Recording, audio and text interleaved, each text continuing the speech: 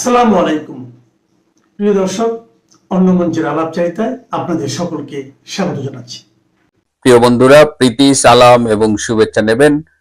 এই মুহূর্তে বাংলাদেশে অনেকগুলো বিষয় নিয়ে আলোচনা হচ্ছে। তার মধ্যে অন্যতম হলো, আপনারা জানেন যে গত মাসে হঠাৎ করে খালেদা জিয়া অসুস্থ হয়ে পড়েন। বিশেষ করে 21শে নভেম্বর সশস্ত্র বাহিনী দিবসে যোগদানের পরে তিনি অসুস্থ হন এবং পরবর্তীতে তাকে এভার কেয়ার হাসপাতালে নেওয়া হয় এবং সেখান থেকে তার অবস্থা আরো অবনতি ঘটলে তাকে একসময় লন্ডনে নিয়ে যাওয়ার চিন্তা ভাবনা করা হয় এবং সেটি যে কোনো কারণে হয়নি। একবার বলা হলো যে কাতারের আমিরের রয়্যাল কাতার অ্যাম্বুলেন্স আসবে, পরে শুনলাম যে সেই অ্যাম্বুলেন্সের কারিগরি ত্রুটির জন্য ঢাকায় আসবে না। যদিও আমরা যতদূর জানি যে কাতারের আমিরের অনেকগুলো এয়ার অ্যাম্বুলেন্স আছে, সুতরাং একটা কারিগরি ত্রুটি হলে অন্যগুলো তিনি পাঠাতে পারলেন। পরে শুনলাম যে জার্মানিতে একটি এয়ার অ্যাম্বুলেন্স ভাড়া করা হয়েছে এবং তারা এসেই নিয়ে যাবেন, কিন্তু সেটিও ঘটেনি।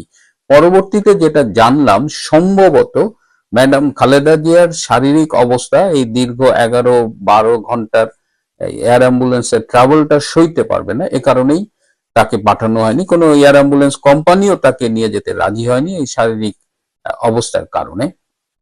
তখন অনেকেই বলছিলেন যে তারেক রহমানের উচিত মায়ের এই অসুস্থতার সময়ে তার বাংলাদেশে আসা, এবং যেহেতু তার বিরুদ্ধে এই মুহূর্তে কোনো মামলা নেই এবং বাংলাদেশে যে অবৈধ সরকারটি আছে সেটি তাদের একটা সরকার, এবং এই ডক্টর ইউনূস তার সাথে লন্ডনে গিয়ে দেখা করেছিল গত 13ই জুন, এবং বাংলাদেশের মার্কিন chargé d' affaires Tracey Ann Jacobson তিনিও দুবার লন্ডনে গিয়ে তারেক রহমানের সাথে দেখা করেছিলেন। সুতরাং তারেক রহমানের উচিত এই সময় মায়ের পাশে এসে দাঁড়ানো। এছাড়া রাজনীতির একটা ডিমান্ড তো আছেই। রাজনীতিতে নেতাকর্মীরা অনেকদিন ধরেই চাইছেন তারেক রহমান বাংলাদেশে এসে দলটির নেতৃত্ব দিক। যদিও বিএনপির নেতৃবৃন্দ বিভিন্ন সময়ে বলেছে যে তারেক রহমান অচিরেই আসছেন, নভেম্বর মাসে, বিশেষ করে 7ই নভেম্বর তিনি সারপ্রাইজ দিতে বাংলাদেশে এসে হাজির হবেন, এমন একটি কথাও আমরা শুনেছিলাম। কিন্তু আলটিমেটলি তিনি আসেননি এবং তিনি ফেসবুকে একটি স্ট্যাটাস দিয়ে জানিয়েছিলেন, যেটার সহজ বাংলা করলে দাঁড়ায় এটা যে নানান শর্ত সাপেক্ষে তার বাংলাদেশে আসাটা এই মুহূর্তে আটকে আছে। তাকে বাংলাদেশে আসার ব্যাপারে একজন বিদেশি কূটনীতিকও বলেছিলেন নট নাও। সুতরাং বাংলাদেশে আসার ব্যাপারে তার পরিস্থিতি আমরা ধরেই নিচ্ছি যে অনুকূল ছিল না। কিন্তু হঠাৎ কি হলো যে তিনি বাংলাদেশে আসার সিদ্ধান্ত নিয়েছেন। এই যে শর্তগুলো তার বিপক্ষে ছিল, যারা তাকে ক্লিয়ারেন্স দিচ্ছিলেন না, তারা কি এখন তাকে ক্লিয়ারেন্স দিয়েছেন? এর মধ্যে একটু ছোট্ট একটা বিষয় আমরা লক্ষ্য করেছি যে তিনি আর্মির সাবেক মেজর জেনারেল রুমির কাছে ক্ষমা চেয়েছেন। রুমির সাথে তিনি কোনো একটা অন্যায় আচরণ করেছিলেন, কি আচরণ করেছিলেন সেটি আমরা না জানলেও তিনি মেজর জেনারেল অবসরপ্রাপ্ত রুমির কাছে ক্ষমা চেয়েছেন। তিনি কি এই রুমি বা সেনাবাহিনীর দিক দিয়ে কি একটি আপত্তি ছিল তার দেশে ফেরার?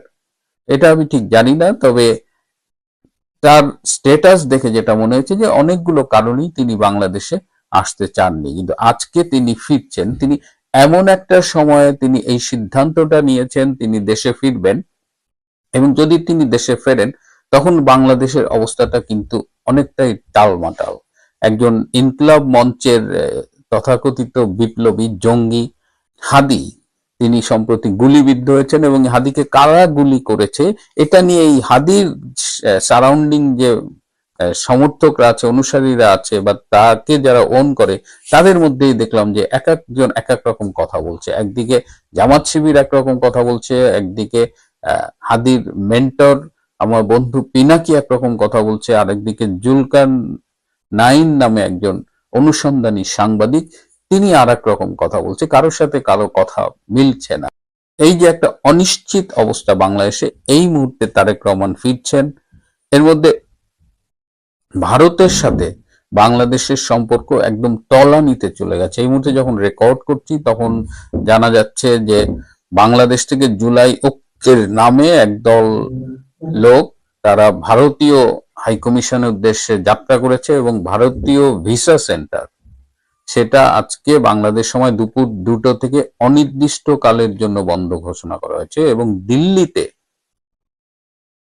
ভারতের পররাষ্ট্র মন্ত্রণালয় দিল্লিতে বাংলাদেশের রাষ্ট্রদূতকে ডেকে পাঠিয়েছে বাংলাদেশে এই যে ভারত ভারতের বিরুদ্ধে কয়েকদিন ধরে যে বিভিন্ন রকমের থ্রেট দেওয়া হচ্ছে, ভারতীয় দূতাবাস ঘেরাও করার জন্য পদযাত্রা হচ্ছে, তো সব মিলিয়ে এই যে বাংলাদেশ ভারত সম্পর্কের এই টানটান অবস্থায় তারেক রহমান দেশে আসছেন, কারণ তারেক রহমানের সাথে ভারতের অনেক হিসেব কিন্তু অনেক আগেই আমরা দেখেছি অমীমাংসিত ছিল। বিশেষ করে ভারতের বিচ্ছিন্নতাবাদী গোষ্ঠীকে সমর্থন দিয়েছিল এই তারেক রহমান এবং তার সেই স্বরাষ্ট্র প্রতিমন্ত্রী লুকিং ফর শত্রুজ বলে খ্যাত বাবর। এরকম এরকম অনিশ্চয়তার মধ্যে তারেক রহমান আসছেন। তারেক রহমান যদি গত বছর আগস্টে আসতেন, 10ই আগস্ট বা আগস্ট মাসে আসতেন, তাহলে এক রকমের ভাইব তৈরি হতো। কিন্তু আজকে যখন তিনি আসতেছেন, আমি জানি না সেটা কি হবে। যতদূর খোঁজ নিয়ে জানা গেছে যে হাদি গত শুক্রবার গুলিবিদ্ধ হওয়ার পরই ডক্টর ইউনূস কিন্তু বিএনপি, জামাত এবং এনসিপির সাথে বসেছিলেন এবং সেখানে তিনি বলেছেন, আপনারা যদি নিজেদের মধ্যে এভাবে কামড়াকামড়ি করেন তাহলে ফ্যাসিস্ট হাসিনা আবার বাংলাদেশে ফিরে আসবে, ভারত আবার বাংলাদেশে অ্যাডভান্টেজ নেবে এবং শেখ হাসিনা যদি ফিরে আসে তাহলে আমাদের কারো রক্ষা নেই।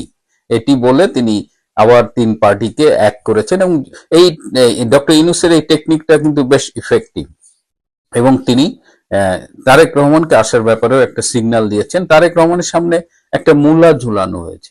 সেই মূলাটা হলো যে এই যে 12ই ফেব্রুয়ারি যে নির্বাচনটি ঘোষিত হয়েছে, সেই নির্বাচনটি আসলে এক ধরনের আই ওয়াশ হবে, এখানে একটা পাতানো খেলা হবে। সেই নির্বাচনে বিএনপিকে 130টা থেকে 140টা সিট দেওয়া হবে, জামাতে ইসলামকে অ্যারাউন্ড 100 সিট দেওয়া হবে, আর বাকি যে 60-70টা সিট থাকবে সেটি ভাগ করে দেওয়া হবে বিভিন্ন ইসলামিক দল, এনসিপি এবং যদি জাতীয় পার্টি আসে তাহলে জাতীয় পার্টি, সব মিলিয়ে একটা জাতীয় সরকার গঠন করা হবে এবং আমরা আওয়ামী লীগকে বাদ দিয়ে তারা ক্ষমতাটা ভাগাভাগি করে নেবে এবং কাউকে একক মেজরিটি দেবে না।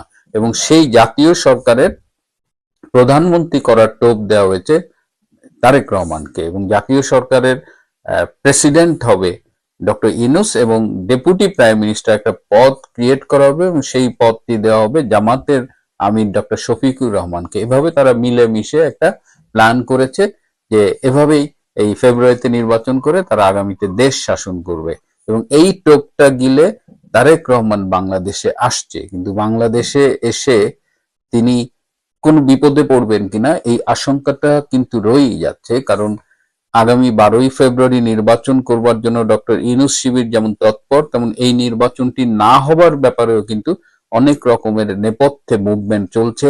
অনেকেই বিশ্বাস করেন যে আগামী 12ই ফেব্রুয়ারি নির্বাচন হবে না। 12ই ফেব্রুয়ারি যদি নির্বাচন না হয় এবং সেই ক্ষেত্রে যদি কোনো পরিবর্তন হয়, সেই পরিবর্তনে তারেক রহমান কিভাবে এফেক্টেড হতে পারেন সেই জায়গাটায় কিন্তু একটা অনিশ্চয়তা রয়ে গেছে। সুতরাং এই মুহূর্তে তারেক রহমানের ফেরার সিদ্ধান্তটা কতখানি ভালো সিদ্ধান্ত হবে সেটা সময়ই বলে দেবে, যদিও তার দলের জন্য এই মুহূর্তে তারেক রহমানের দেশে আসাটা অনেকেই মনে করছেন খুব জরুরি। সুতরাং আমরা তারেক রহমান ফিরবে কিনা এটার জন্য আমাদের 25শে ডিসেম্বর পর্যন্তই অপেক্ষা করতে হবে। তবে এটা নিশ্চিত যে তারেক রহমান যদি বাংলাদেশে ফেরেও তিনি একেবারে আগুনের ভেতরে পা রাখবেন, এটা নিয়ে কারো কোনো সন্দেহ নেই।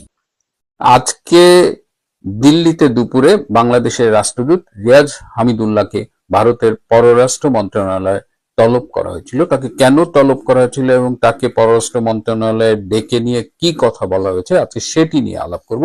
তার আগে একটু জানিয়ে রাখি, আজকে বাংলাদেশের পররাষ্ট্র উপদেষ্টা মোহাম্মদ তৌহিদ হোসেন তিনি সংবাদ সম্মেলনে একটা প্রেস ব্রিফিং এ বলেছেন যে বর্তমানে ভারতের সাথে বাংলাদেশের সম্পর্কের টানাপোড়েন চলছে। টানাপোড়েন চলা সত্ত্বেও তিনি বলেছেন যে তারা চেষ্টা করবেন ভারতের সাথে একটা সুসম্পর্ক বজায় রাখতে। টানাপোড়েন চলা সত্ত্বেও সুসম্পর্ক কিভাবে বজায় রাখা যায় এটা আমি ঠিক জানি না, এটা হয়তো কূটনীতির ভাষা। ভারত যে কারণে বাংলাদেশের রাষ্ট্রদূতকে দিল্লিতে ডেকেছে এর কারণ হলো যে কয়েকদিন ধরে ক্রমাগতভাবে ভারত বিরোধী বিভিন্ন উস্কানিমূলক বক্তব্য রাখছে। এই হাসনাত আব্দুল্লাহ সম্প্রতি বলেছেন যে তারা ভারতের যে 7 স্টেটস আছে, নর্থ ইস্ট 7 স্টেটস, তাদের ভারত থেকে বিচ্ছিন্ন করে দেবে এবং ভারতের বিচ্ছিন্নতাবাদী গোষ্ঠীগুলোকে বাংলাদেশের স্থান দেওয়া হবে। অত্যন্ত আপত্তিকর এই বক্তব্যের পাশাপাশি আরো অনেকেই বলেছে। এবং আজকে দুপুরে march to Indian high commission কর্মসূচি ঘোষণা করেছে জুলাই ঐক্য, এবং তারা রামপুরা থেকে মার্চ করেছে এবং সেই মার্চ উত্তর বাড্ডাতেই পুলিশ ঠেকিয়ে দিয়েছে। ফলশ্রুতিতে যেটা হয়েছে যে ঢাকায় যে ইন্ডিয়ান ভিসা সেন্টার আছে সেটি অনির্দিষ্টকালের জন্য বন্ধ করা হয়েছে আজকে ঢাকা সময় 2টায়। সমস্যা হলো ইন্ডিয়ান ভিসা শুধুমাত্র যে ইন্ডিয়ায় যাওয়ার জন্যই তা নয়, বরং ইন্ডিয়ার মাধ্যমে অন্য অনেক দেশে, ইউরোপের অনেক দেশে যাওয়ার জন্য ভিসা নিতে হয়। তো সমগ্র প্রক্রিয়া, চিকিৎসা, সবকিছু এই মুহূর্তে একটা অনিশ্চয়তার মধ্যে পড়ে গেছে এবং এর ফলে সাধারণ মানুষ যাদের ভিসাটা দরকার ছিল তারা এক ভোগান্তির মধ্যে পড়েছে। যাই হোক, কি বলেছে আমাদের দিল্লিতে ডেকে নিয়ে আমাদের বাংলাদেশের রাষ্ট্রদূতকে, সেখানে খুব স্পষ্টভাবে রিয়াজ হামিদুল্লাহকে জানিয়ে দেওয়া হয়েছে যে বাংলাদেশের পক্ষ থেকে বারবার ভারতের বিরুদ্ধে যে অভিযোগগুলো করা হয় সেগুলো প্রমাণহীন, ভিত্তিহীন এবং এই ভারত বিরোধী একটা বয়ান তৈরি করছে, বিশেষ করে বাংলাদেশে মৌলবাদী, জঙ্গি, সন্ত্রাসী গোষ্ঠী। এই সন্ত্রাসী গোষ্ঠী তারা কোনো প্রমাণ ছাড়াই ভারতের বিরুদ্ধে বিভিন্ন উস্কানিমূলক বক্তব্য রাখছে এবং তার প্রতিবাদ জানাতেই আজকে বাংলাদেশের রাষ্ট্রদূতকে ভারতের পররাষ্ট্র মন্ত্রণালয় ডাকা হয়েছিল। খুব স্পষ্টভাবে ভারতের পক্ষ থেকে বলা হয়েছে ভারত এখনো চায় বাংলাদেশে একটি ইনক্লুসিভ নির্বাচন হোক এবং বাংলাদেশে একটি স্থিতিশীল পরিস্থিতি বিরাজ করুক। ভারতের পক্ষ থেকে আরো স্পষ্টভাবে জানিয়ে দেওয়া হয়েছে যে বাংলাদেশ ভারতের সম্পর্কের ভিত্তি হবে 1971-এর মুক্তিযুদ্ধ। এই অবস্থায় আমাদের বাংলাদেশের রাষ্ট্রদূত তিনি মোটামুটি এক ধরনের চুপি ছিলেন, তিনি কোনো কথা বলেননি। এদিকে আমাদের পররাষ্ট্র মন্ত্রণালয়ের উপদেষ্টা তহিদ হোসেন বলেছেন এটা যেহেতু কয়েকদিন আগে ঢাকায় ভারতের রাষ্ট্রদূত প্রণয় ভার্মাকে বাংলাদেশের পররাষ্ট্র মন্ত্রণালয়ে তলব করা হয়েছিল, এটি নাকি তারই একটা কাউন্টার স্টেপ হিসেবে ভারত দেখেছে। প্রণয় ভার্মাকে ডেকে যখন বাংলাদেশের পক্ষ থেকে বলার চেষ্টা করা হয়েছিল, তারা মূলত শেখ হাসিনা যে বিভিন্ন সংবাদ মাধ্যমে সাক্ষাৎকার দিচ্ছেন সেগুলো নিয়ে কথা বলছেন এবং সম্প্রতি কেউ কেউ দাবি করছেন যে হাদিকে যারা গুলি করে হত্যা করার চেষ্টা করেছিল তারা নাকি সীমান্ত পেরিয়ে ভারতে ঢুকেছে। তো ভারতের পক্ষ থেকে শেখ হাসিনার ব্যাপারে বারবার যেটা বলা হয়েছে সেটিই বলা হয়েছে যে শেখ হাসিনা বৃহত্তম গণতান্ত্রিক দেশ ভারতে আছেন এবং তিনি তার গণতান্ত্রিক রাইট সেখানে প্র্যাকটিস করছেন, এখানে ভারত সরকারের পক্ষ থেকে কিছু করবার নেই। আর দ্বিতীয় হলো যে অন্যান্য যে অভিযোগগুলো আনা হচ্ছে, ইনক্লুডিং এই হাদিকে গুলি করে সন্ত্রাসীরা ভারতে পালিয়ে গেছে, ভারত সুনির্দিষ্ট প্রমাণ চেয়েছে এবং বাংলাদেশ সরকার সেই প্রমাণগুলো দিতে পারেনি, যার ফলশ্রুতিতে ভারতের পররাষ্ট্র মন্ত্রণালয় থেকে কিন্তু বিবৃতি দিয়ে প্রতিবাদ জানানো হয়েছে। এই সম্পর্কের টানাপোড়েন অনেকেই মনে করছেন যে ভারত বাংলাদেশের এই সম্পর্কের টানাপোড়েনটি সুপরিকল্পিতভাবে তৈরি করা হচ্ছে এই ইউনূস প্রশাসনের পক্ষ থেকে। ইউনূস রেজিম চাইছে ভারতকে বিভিন্নভাবে উত্তপ্ত করতে এবং তিনি অত্যন্ত খুশি হবেন যদি ভারত উত্তপ্ত হয়ে বাংলাদেশকে আক্রমণ করে, কারণ ডক্টর ইউনূস নানান উসিলা খুঁজতেছে আগামী 12ই ফেব্রুয়ারি নির্বাচনটাকে কোনোভাবে যেন বানচাল করা যায় এবং সেই বানচালের দায় আবার তিনি নিতে চাচ্ছেন না। এই জন্য তিনি নানানভাবে ভারতকে উস্কাচ্ছেন এবং বাংলাদেশকে ঘুঁটি বানিয়ে পাকিস্তান এবং তুরস্ক তাদের হিডেন এজেন্ডাগুলো বাস্তবায়ন করার চেষ্টা করছে এবং পাকিস্তান চেষ্টা করছে বাংলাদেশ ফ্রন্ট থেকে ভারতকে যতভাবে পারা যায় ডিস্টার্ব করতে, এমনকি পারলে আক্রমণ করে বসে। এবং বাংলাদেশ থেকে বেশ কিছু জঙ্গি ভারতে রপ্তানি করা হয়েছে ভারতের বিভিন্ন স্থানে অস্থিতিশীলতা সৃষ্টি করার জন্য, বিভিন্ন সন্ত্রাসী কর্মকাণ্ড পরিচালনার জন্য। এই অবস্থায় ভারত বাংলাদেশ সম্পর্কের ভবিষ্যৎ কোন দিকে যাবে, বাংলাদেশ ভারতের প্রত্যাশা মতো একটি ইনক্লুসিভ নির্বাচন করবে নাকি তাদের পরিকল্পনা মতো অনেক রাজনৈতিক দলকে বাদ দিয়েই তারা তাদের ইলেকশনটা করে ফেলবে, এইসব বিষয়ে নানান রকমের অনিশ্চয়তা এবং জটিলতা সৃষ্টি হয়েছে। আমাদের এখন দেখতে হবে বাংলাদেশের রাজনীতি কোন পথে যায়। দর্শক, ভারত বাংলাদেশ সম্পর্ক নিয়ে আবারও আলোচনা বসতে হয়েছে। আমি এর আগে প্রথম আজকে দিনে যখন বাংলাদেশ হাই কমিশনারকে ভারত তলব করলো তার আগেই আমরা ভারতের আসামের মুখ্যমন্ত্রীর একটা বক্তব্য ধরে আমরা বলেছিলাম যে এইভাবে চললে পরিস্থিতি আস্তে আস্তে খারাপ হবে, দুই দেশের জন্যই মঙ্গলজনক হবে না। এটা ভারতীয়দের বোঝা উচিত, আমাদের দেশে আরো বেশি করে বোঝা উচিত। আমরা ছোট্ট প্রতিবেশী, আমাদের ক্ষমতা কম, সক্ষমতা কম, ক্ষতি হওয়ার হলে আমাদের বেশি হবে। তারপর পরে আবার খবর এলো ভারতে বাংলাদেশের হাই কমিশন, কিন্তু ভারতের হাই কমিশনারকে ডেকে বাংলাদেশ কি বলতে পারে? এটা কি বাংলাদেশ যে ডেকে তলব করেছিল ভারতীয় হাই কমিশনারকে সেইটার রিয়েকশন? কিন্তু পরে জানা গেল না রিয়েকশন, তা না আরো ব্যাপক ঘোলঘটা গঞ্জাম এবং প্যাচের ইঙ্গিত, এবং সেই খবরগুলোই পত্রপত্রিকায় এসছে, সেগুলো খুবই সাংঘাতিক। আমি আপনাদেরকে বলেছিলাম এগুলো নিয়ে আমরা পরবর্তীতে আবার আলাপ করব। যে খবরগুলো আমাদের সামনে আছে, খবর কোনোটাই আমাদের জন্য খুব একটা সুখকর খবর হওয়ার কথা না, বা খবরগুলোকে আমরা যদি একেবারেই উড়িয়ে দিই তাহলে সেই ব্যাপারটা একটু দুশ্চিন্তারই হবে। বরঞ্চ ইতিমধ্যে বড় বড় পত্রপত্রিকা যেগুলো আছে সেগুলো খবর দিয়েছে ঢাকায় অবস্থিত ভারতীয় হাই কমিশনের সাম্প্রতিক নিরাপত্তা হুমকি এবং বাংলাদেশে কোনো রাজনৈতিক নেতার উস্কানিমূলক ভারত বিরোধী বক্তব্যের কূটনৈতিক প্রতিবাদ জানাতে ভারতের পররাষ্ট্র মন্ত্রণালয় আজ দিল্লিতে নিযুক্ত বাংলাদেশের রাষ্ট্রদূত মোহাম্মদ রিয়াজ হামিদুল্লাহকে তলব করেছে। দেখেন, দুইটা ইস্যু কি বলা হচ্ছে। একটা হচ্ছে যে নিরাপত্তাটা হচ্ছে তাদের হাই কমিশনের নিরাপত্তা, সেই হাই কমিশন ঘেরাওয়ের কর্মসূচি আছে, সেই নিরাপত্তা, এবং বাংলাদেশে বসে উস্কানিমূলক ভারত বিরোধী বক্তব্য, মানে হাসনাত আব্দুল্লাহ যে বক্তব্যটা দিয়েছে যে তারা 7 সিস্টার বিচ্ছিন্ন করে ফেলবে প্রয়োজনে। হ্যাঁ, এই তলবের ঘটনা ঘটলো এমন এক প্রেক্ষাপটে যখন জুলাই ঐক্য নামের একটি সংগঠন বুধবার ঢাকায় ভারতীয় হাই কমিশন ঘেরাও করার ঘোষণা দিয়েছে। এই কারণে ঢাকায় কূটনৈতিক এলাকায় নিরাপত্তা জোরদার করা হয়েছে। ভারতের পররাষ্ট্র মন্ত্রণালয় জানিয়েছে বাংলাদেশে ক্রমশ অবনতির দিকে যাওয়া নিরাপত্তা পরিস্থিতি নিয়ে ভারতের গভীর উদ্বেগের কথা হাই কমিশনার হামিদুল্লাহকে অবহিত করেছে। যদিও বাংলাদেশের নিরাপত্তা পরিস্থিতি উদ্বেগজনক নয়, বাংলাদেশের নিরাপত্তা পরিস্থিতি ক্রমশ অবনতিশীল নয়, এটা সরকারের বিভিন্ন সেক্টরের দায়িত্বশীল ব্যক্তিরা বলে আসছেন। বলছেন সরকারের স্বরাষ্ট্র উপদেষ্টা, বলছেন প্রধান নির্বাচন কমিশনার যে বাংলাদেশের নিরাপত্তা পরিস্থিতি ভালো আছে, অবনতিশীল না। ভারত থেকে বিবৃতি আবার দিয়েছে এই বাংলাদেশ হাই কমিশনারকে ডাকার পরে। মন্ত্রণালয়ের বিবৃতিতে বলা হয়, বিশেষ করে কিছু চরমপন্থী গোষ্ঠীর কর্মকাণ্ডের বিষয়ে তার দৃষ্টি আকর্ষণ করা হয়েছে, মানে বাংলাদেশ হাই কমিশনার দৃষ্টি আকর্ষণ করেছে, যারা ঢাকায় অবস্থিত ভারতীয় মিশনের চারপাশে নিরাপত্তা সংকট সৃষ্টির পরিকল্পনার ঘোষণা দিয়েছে। বিষয়টা অনেক জটিল না? চরমপন্থী গোষ্ঠী, তাহলে হাই কমিশনারকে কি সুনির্দিষ্টভাবে কোনো তালিকা দেওয়া হয়েছে? বলা হয়েছে এরা চরমপন্থী গোষ্ঠী এবং তারা বাংলাদেশে হাই কমিশনারের আশেপাশে নিরাপত্তা বিঘ্ন তৈরি করবে। ভারত জানিয়েছে সাম্প্রতিক সময়ে বাংলাদেশে ঘটে যাওয়া কিছু ঘটনার পটভূমিতে চরমপন্থী গোষ্ঠীগুলো যে ভ্রান্ত বয়ান তৈরি করার চেষ্টা করছে তা ভারত সম্পূর্ণভাবে প্রত্যাখ্যান করে। বিবৃতিতে আরো বলা হয়, দুঃখজনকভাবে অন্তর্বর্তী সরকার এ পর্যন্ত ঘটনার পূর্ণাঙ্গ তদন্ত করেনি। সরকারের প্রতি একটা অভিযোগ আছে এবং সংশ্লিষ্ট ঘটনাগুলো সম্পর্কে ভারতের সঙ্গে কোনো অর্থবহ প্রমাণও ভাগ করে নেয়নি। গত বেশ কিছুদিন ধরেই ভারত ও বাংলাদেশ সরকারের মধ্যে বিবৃতির যুদ্ধ চলছে। তারা একে অন্যের রাষ্ট্রদূতকেও হরহামেশাই তলব করে নানা ইস্যুতে প্রতিবাদ জানাচ্ছে। ফলে এই কথা বলার অপেক্ষাই রাখে না যে ভারতের এখনকার যে বক্তব্য, এই বক্তব্যের প্রেক্ষিতে নিশ্চয়ই বাংলাদেশ সরকার একটি বক্তব্য দিবে। খুব গুরুত্বের সাথে বিবেচনা করা যায় না যে যেখানে ভারত বলছে চরমপন্থী গোষ্ঠী এখানে তাদের বিরুদ্ধে কাজ করছে, নাম্বার 1। নাম্বার 2 হচ্ছে বাংলাদেশের আইন শৃঙ্খলা পরিস্থিতির চরম অবনতি, যেটা প্রতিবেশীর ক্ষেত্রে ঘটলে ভারতের উপর এটা এফেক্ট হবেই, যে কোনো ভাবেই বলেন এটা এফেক্ট হবে, সেটা নিয়ে ভারত চিন্তিত।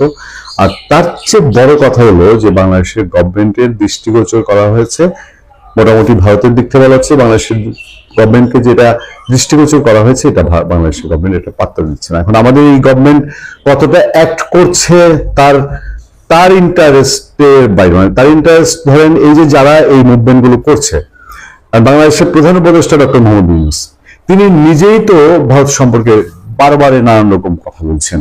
তিনি একদম কখনো ডিরেক্ট কখনো ইনডিরেক্ট তিনি ভারত সম্পর্কে অভিযোগ করছেন, ভারতেই করছে, সেই করছে। আজকে থেকে না, তিনি শপথ নিতে যখন এসেছিলেন আগস্ট মাসের 8 তারিখে, তার আগে তিনি ফ্রান্স থেকে উড়াল দিতে তিনি ভারত নিয়ে কথা বলেছিলেন। এবং তার সরকারের সময় বাংলাদেশে ভারতের একেবারে আজীবন শত্রু চিরশত্রু, সারা পৃথিবীতে স্বীকৃত শত্রু পাকিস্তান। সেই পাকিস্তানের ডাকসাইটে মানুষজন এখানে আসা যাওয়া করেছে। বলা হচ্ছে বিভিন্ন অ্যাঙ্গেল থেকে যে বাংলাদেশে এই যে গোষ্ঠীগুলো কোনো কারণ ছাড়াই, ধরেন ওসমান হাদির ঘটনায় ঢাকা শহরের মধ্যে থেকে আপনার ওসমান হাদির শুটাররা তারা পালিয়ে গেল, তারা চলে গেল এই কাজ করে এবং ভারতে গিয়ে আশ্রয় নিল। আচ্ছা, ভারতে যদি আশ্রয় নিয়েই থাকে, যদি প্রমাণ হয়, তাহলে যাওয়ার পথটুকু তো বাংলাদেশ তারা পাড়ি দিয়েছে এবং দীর্ঘ প্রায় 10-12 ঘন্টার সময় তাদের কনফার্মলি সেটা লেগেছে। এই সময়টায় বাংলাদেশের ভিতর থেকে তাদেরকে চিহ্নিত করা গেল না, তাদেরকে ধরা গেল না, তারা ওই পারে চলে গেল। আমাদের যে ব্যর্থতা আছে সেই ব্যর্থতাটাও কি ঢাকা পড়ে যায় না? এখন শুধুমাত্র যদি ভারতে গিয়ে এখন রাজা ভালো বসে থাকে, তাহলে তাকে এইটুকু বলার মধ্যে দিয়ে আমাদের নিজেদের ব্যর্থতা আউট হয়ে যাচ্ছে। এই সবকিছু মিলিয়ে সরকার যদি রিয়েক্ট না করে এবং সরকার যদি মনে করে যারা এই কাজগুলো করছে তাদেরকে তারা যেভাবে করে যাচ্ছে সেভাবে, এই যে ভারতের কর্মসূচি ঘোষণা করা হয়েছে, এটা নিয়ে জল এখন ঘোলা হয়ে গেল, এটার মূল্য আসলে কাকে দিতে হবে?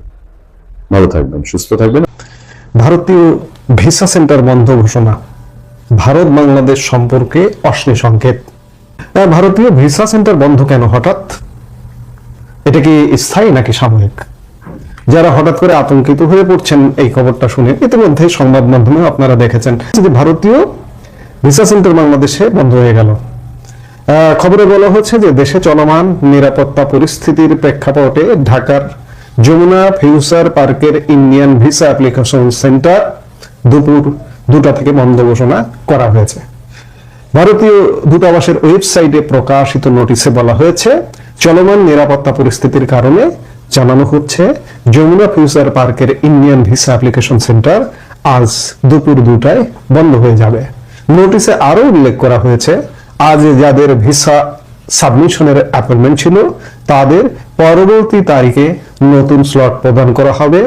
আবেদনকারীদের ধৈর্য ধরতে এবং ওয়েবসাইট বা হটলাইনের মাধ্যমে আপডেট চেক করতে অনুরোধ করা হয়েছে।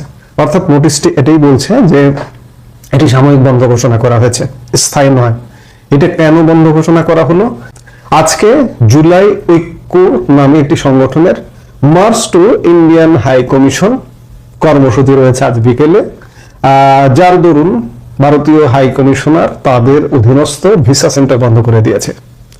ভারতে অবস্থানরত জুলাই গণহত্যার পর ছাত্র জনতার অভ্যুত্থানে ক্ষমতাচ্যুত সাবেক প্রধানমন্ত্রী শেখ হাসিনা সহ হত্যাকাণ্ডে জড়িতদের দেশে ফিরিয়ে দেওয়ার দাবিতে এবং ভারতীয় প্রক্সি রাজনৈতিক দল, গণমাধ্যম ও সরকারি কর্মকর্তাদের অব্যাহত ষড়যন্ত্রের প্রতিবাদে march to Indian high commission কর্মসূচি ঘোষণা করেছে জুলাই ঐক্য। বুধবার বিকেল 3টায় রাজধানীর রামপুরা ব্রিজ থেকে এই কর্মসূচি শুরু হবে। এর আগে মঙ্গলবার গতকাল সন্ধ্যায় এক বিজ্ঞপ্তিতে এ তথ্য জানানো হয়েছে। এতে বলা হয়, বুধবারের কর্মসূচিতে দেশপ্রেমিক বাংলাদেশপন্থী সাবেক সেনা কর্মকর্তাদের একটি অংশ, ডাকসু ও জাকসুর একাধিক নেতা, বিশ্ববিদ্যালয়, কলেজ, মাদ্রাসা ও স্কুলের শিক্ষার্থী সহ বিভিন্ন শ্রেণী পেশার মানুষ অংশ নেবেন। মার্চ টু ভারতীয় দূতাবাস বা ভারতীয় হাই কমিশন। ভারতীয় দূতাবাস বা ভারতীয় হাই কমিশন কোথায় অবস্থিত? পার্ক রোড, বারিধারা, গুলশান থানার অধীনস্থ বারিধারা। আর ভিসা সেন্টারটা কোথায় অবস্থিত? যমুনা ফিউচার পার্কে। যমুনা ফিউচার পার্কে ভিসা সেন্টার বন্ধ করে দিল। ভারতীয় হাই কমিশনটি বন্ধ করেছে, তারাও বন্ধ এক প্রকার। আজকে মনে হচ্ছে এটা সাময়িক বন্ধ, কিন্তু এটা যদি কদিন পরে শোনেন যে স্থায়ী ভারতীয় দূতাবাস বাংলাদেশ থেকে স্থায়ীভাবে বন্ধ হয়ে গেছে, তাহলে কি অবাক হবেন? আমি কিন্তু অবাক হচ্ছি না, কারণ সত্যিকার অর্থে ভারত বাংলাদেশ সম্পর্ক একদম চূড়ান্ত বিচারে এক অশনি সংকেত দেখছি আমি। এবং আজকে আরো একটি খবর আছে, বাংলাদেশের হাই কমিশনার নয়াদিল্লিস্থ বাংলাদেশের যিনি প্রতিনিধি আছেন রিয়াজ হামিদুল্লাহ, সেই রিয়াজ হামিদুল্লাহকে আজকে পররাষ্ট্র মন্ত্রণালয়, ভারতের পররাষ্ট্র মন্ত্রণালয় তলব করেছে। গত 15 ডিসেম্বর বাংলাদেশে ভারতীয় হাই কমিশনার প্রণয় ভার্মাকে বাংলাদেশ পররাষ্ট্র মন্ত্রণালয় তলব করেছিল। ঠিক তেমনি আজকে রিয়াজ হামিদুল্লাহ, বাংলাদেশের যিনি প্রতিনিধি, তাকে তলব করেছে। অর্থাৎ তলব পাল্টা তলব চলছে এবং বাংলাদেশ থেকে প্রতিনিয়ত উস্কানি চলছে।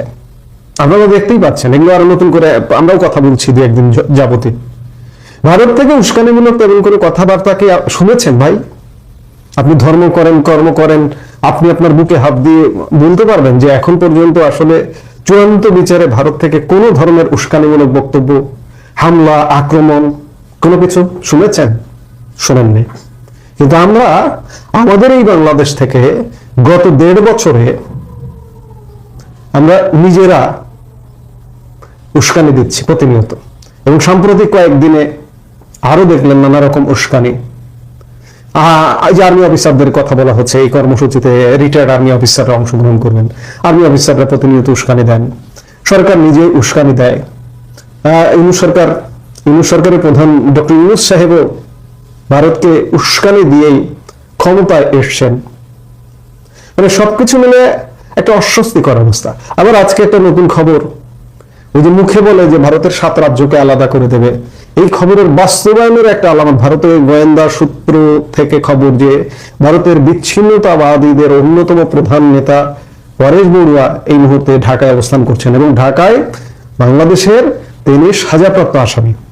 তার মৃত্যুদণ্ড ছিল, তিনি এখন যাবজ্জীবন সাজাপ্রাপ্ত। তিনি কারাগারে নেই, কিন্তু বাংলাদেশ সরকার তাকে ধরে এনে কারাগারে ঢোকাননি। তিনি রাজকীয় হলে এই মুহূর্তে বাংলাদেশে বসে বিভিন্ন প্ল্যান পরিকল্পনা করছেন। গতকালকেই এই যে 90 রাজনৈতিক দল এনসিপির নেতা বলেছেন যে বিচ্ছিন্নতাবাদীদের বাংলাদেশে আশ্রয় দেওয়া হবে।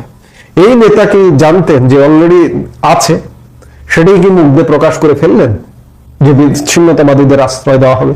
পরেশ বড়ুয়া বিচ্ছিন্নতাবাদী, এবং তারই অংশ হিসেবে পরেশ বড়ুয়াকে আশ্রয় দেওয়া হয়েছে, এবং আরো অন্যান্য বিচ্ছিন্নতাবাদীদেরই আশ্রয় দেওয়া হবে বলেই মনে করা হচ্ছে। এবং আজকে রিয়াজ হামিদুল্লাহকে ডাকবার বা তলব করবার অন্যতম কারণ হতে পারে এই যে 7 রাজ্যকে বিচ্ছিন্ন করে দেবার কথা, কিংবা ভারতীয় দূতাবাস অভিমুখে লং মার্চ, ভারতীয় ভিসা সেন্টার বন্ধ ইত্যাদির প্রেক্ষিতে এই তলবটা হতে পারে।